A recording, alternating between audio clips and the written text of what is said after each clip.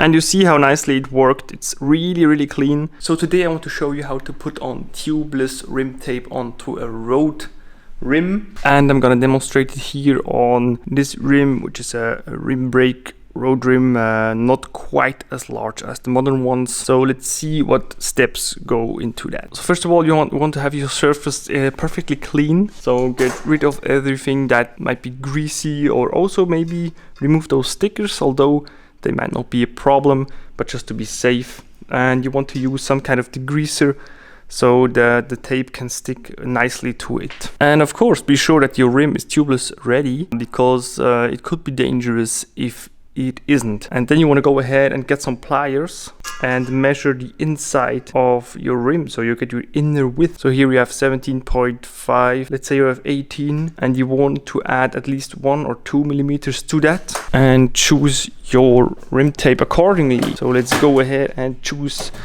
maybe we would have to go with 21, because really it is not a wide rim. Then for taping, I'm just going to go ahead and make the first step, and the tape that begins, and then I pull in this side.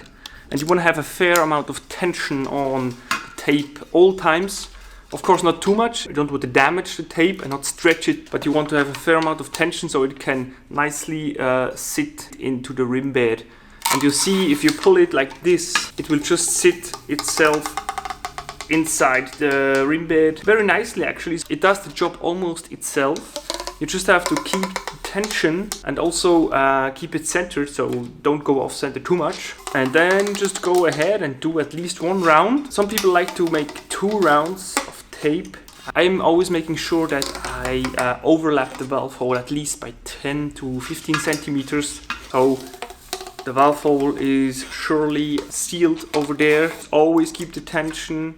And it's not that a bad thing if you once go off center, or if you have not enough tension, you can just go back and then carefully redo it. It requires some amount of concentration, of course, so for those 5 minutes you just want to be focused, and don't be afraid to go the extra mile with working really precisely here. So back in the stand, it's really handy to have a stand like this, of course, but you can also use just your bicycle. Just turn it on the upside down, so you can work easily with it. You can turn it and inspect your rim tape at all times. What you want to do is glue the overlap that you have with super glue, actually, so you're really sure that it is sealed over here. And of course, you don't want to forget your valve hole. I pre-cut it with a box cutter like this, just some small cuts. Be really careful that you don't cut more than you should. This is really an important trick. Get yourselves a really small round file. Any file will work. If it's round, it will really work in the best way possible. And then just file it along the valve hole like that, and remove the remaining pieces like that. And you see how nicely it worked. It's really clean, so your valve will actually fit through really nicely, and you won't pull your rim tape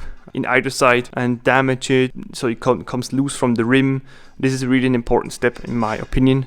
Then just put your valve in and you're good to go.